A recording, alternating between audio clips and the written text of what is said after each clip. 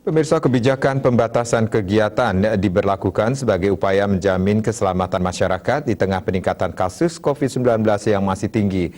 Agar hal ini terlaksana, kerjasama dibutuhkan antara pemerintah daerah dan masyarakatnya dalam mendukung PPKM.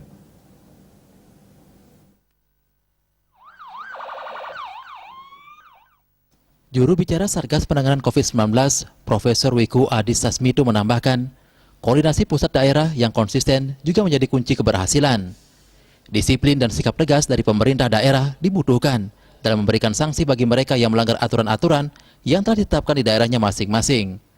Saat ini Wiku menyebut, PPKM sudah terlaksana di 73 kabupaten kota yang tersebar di seluruh provinsi Pulau Jawa dan Bali, di antaranya Provinsi Banten, Jawa Barat, Jawa Timur, Bali, DKI Jakarta, Jawa Tengah, dan di Yogyakarta.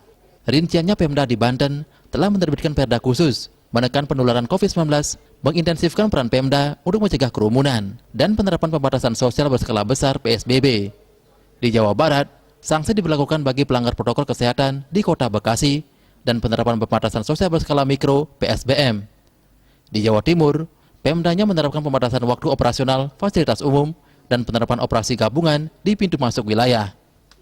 Di Bali, PPKM diterapkan di jalur wisata dan penerapan persyaratan perjalanan PCR dan rapid antigen di pintu masuk. Ibu Kota DKI Jakarta menerapkan pembatasan jumlah kendaraan, pemberian sanksi pelanggar protokol kesehatan, dan penyaluran bantuan penanganan COVID-19 di tingkat RT RW. Pada Provinsi Jawa Tengah, dilakukan penambahan perekrutan tenaga kesehatan, penutupan ruas jalan, dan penetapan batas waktu operasional pusat keramaian dan pengerahan Satpol PP selama 24 jam.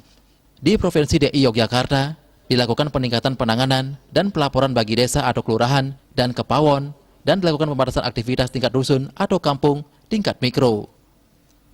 Wiku berharap PPKM di Jawa dan Bali dapat menjadi pembelajaran bagi daerah lain yang tidak menerapkan kebijakan tersebut untuk mencontoh program-program yang signifikan dalam menekan dampak laju penularan. Bagi daerah yang tidak diinstruksikan pembatasan kegiatan dan hendak melakukan peraturan serupa, perlu dilakukan konsultasi untuk tindak lanjutnya.